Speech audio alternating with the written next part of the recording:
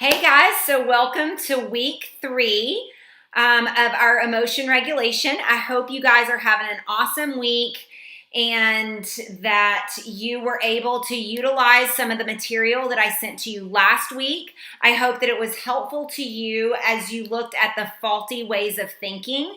That is a key component to what we're trying to do here. If we don't understand our faulty ways of thinking, then we can't target where we need to work and where we need to put the work in. And so this is a really important piece to the puzzle. So I hope that as you read through some of these faulty ways of thinking, I hope that it made sense to you and maybe some light bulbs started to come on as to why, or maybe not the why, but that this is what you do when this situation comes up or someone says something to you that kind of strikes a chord or hits a nerve and things like that, whether at work or at home or with the people that you do life with on a daily basis or whatever. So I hope that that was helpful to you. I hope that you at least pinpointed a couple that you can say, yes, I definitely do this, and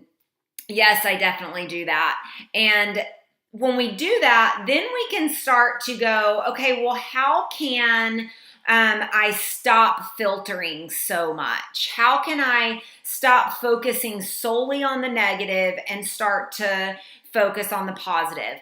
And really that is the hard work, because what you're doing is a little bit like what we talked about last week. Is we're asking ourselves, is this a habitual way of thinking for me? And if it is, then I have to habitually find a way out of it. And that takes work. That takes consistency. So if you're a macro tracker, and I think most of you are that are doing this course, then you know that consistency and accuracy are key, okay? So changing the way you think and changing your emotions is no different. Consistency is key.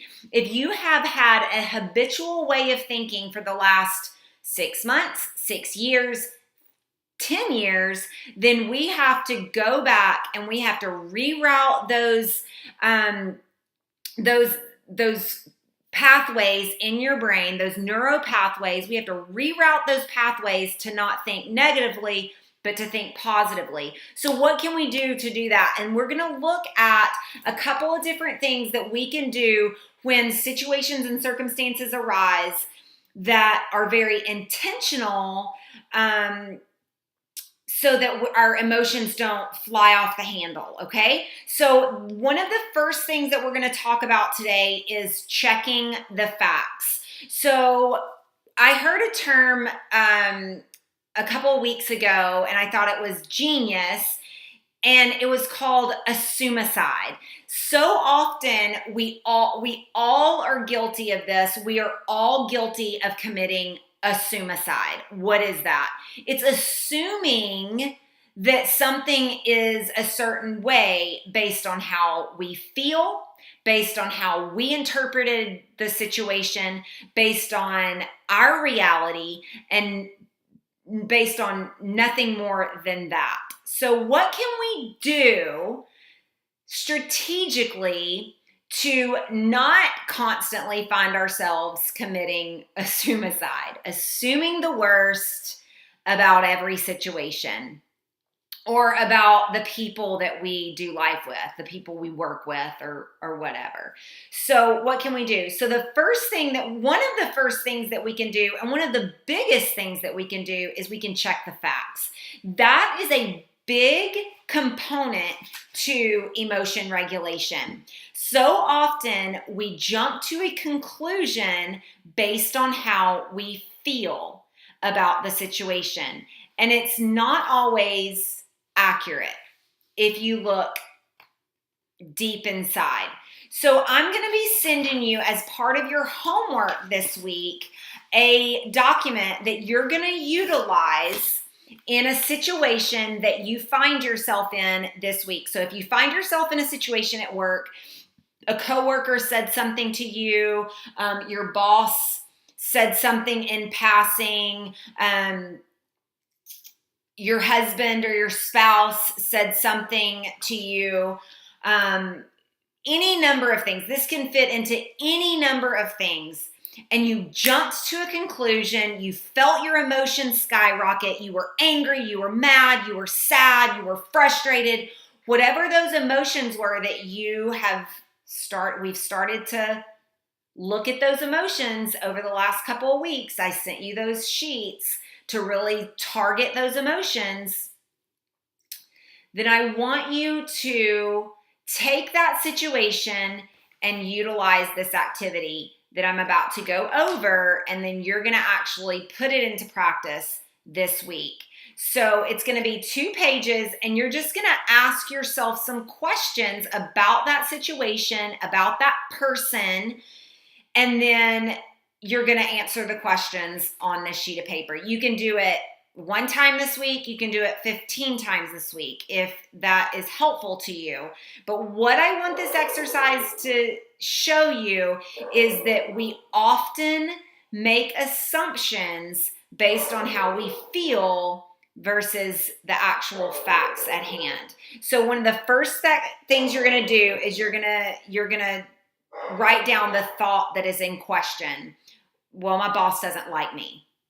Okay, that may be the thought that you think that is at hand, okay? So you would write that down.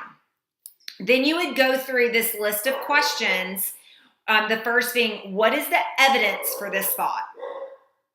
And what is the evidence against this thought?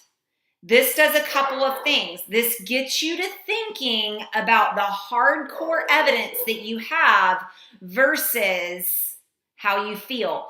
So what I want you to really concentrate on not doing here is putting your feelings in this space.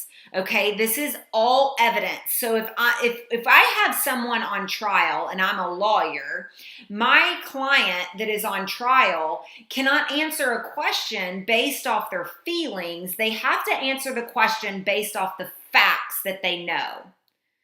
Well, that's when it comes to a trial in a courtroom. Pretend like you're in trial in a courtroom, okay? When it comes to your thoughts, put your thoughts on trial, okay? Think of it that way. So you're the lawyer and you're putting your thoughts on trial and you're asking your thoughts these questions. What is the evidence for my thought? What is the evidence against my thought? Am I basing this thought on fact or feeling? Is this thought black and white? When in reality, the situation is more complicated. Okay, so let's take your boss not liking you, for instance. Your boss may have 400 things going on at home. He may be having a hard time in his marriage. He may be struggling with a wayward child. He may have pressures from his boss coming from him. All of these different factors may be in